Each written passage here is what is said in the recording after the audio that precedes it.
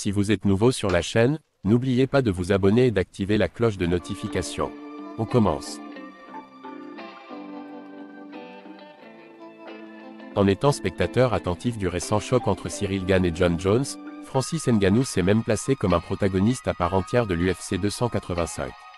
Face aux propos incendiaires de Dana White à son égard, le Predator a répondu aussi sèchement. En attendant qu'il rebondisse dans le ring ou ailleurs, son nom reste indubitablement lié à l'UFC.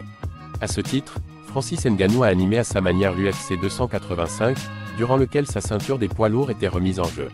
Que ce soit son prestigieux successeur, Jon Jones, ou bien son ancien patron, Dana White, les acteurs de l'événement n'ont pas pu s'empêcher d'évoquer son récent départ, et de façon cinglante. Francis Ngannou achève sans pitié Dana White.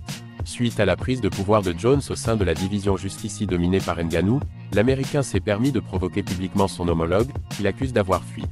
Dans le même temps, White lui a pour sa part adressé une punchline assassine à l'issue du combat, et ne s'en est pas contenté. Quelques heures plus tôt, il balayait déjà d'un revers de main l'idée de voir le Predator faire un jour son retour. Non, il ne reviendra pas à l'UFC. On a négocié avec lui pendant des années. Cette fois, c'est fini. Pour de bon, il ne reviendra plus jamais à l'UFC. De quoi éliminer la possibilité de le voir tenter de regagner son trône face à Bones, n'en déplaise aux fans qui rêvaient de ce combat depuis longtemps déjà. Compte tenu des circonstances de son émancipation, il semblerait donc que Dana garde une certaine rancœur envers le Camerounais. Invité à réagir aux paroles de son ex-dirigeant auprès de Brett Okamoto et aux ESPN, ce dernier n'a en réalité pas cherché à calmer le jeu. Je me fous de ce que Dana White peut dire.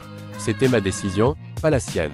Donc il va devoir apprendre à vivre avec ça. Moi, j'ai appris à vivre avec, je me porte bien, donc je lui souhaite d'arriver à faire de même. À croire que même si le boss de l'UFC lui avait laissé la porte ouverte en vue d'une possible réintégration future, Francis l'aurait refermée aussitôt. Car après tout, pour qu'une telle réunion soit possible, il faut bien que les deux parties le souhaitent. Or, Ngannou semble prêt à rester sur ses positions jusqu'à sa retraite, et même déterminé à prouver sa valeur dans un nouvel environnement. Sans oublier le côté business, qui pourrait à l'avenir le voir faire concurrence à l'UFC selon son propre aveu. Autant de signaux de part et d'autre qui rendent ce divorce irrévocable. Attaqué par Dana White dans les médias, Francis Ngannou a décidé de lui rendre l'appareil par le même intermédiaire. Décidément, la relation entre les deux hommes n'est vraiment pas sur le point de s'arranger.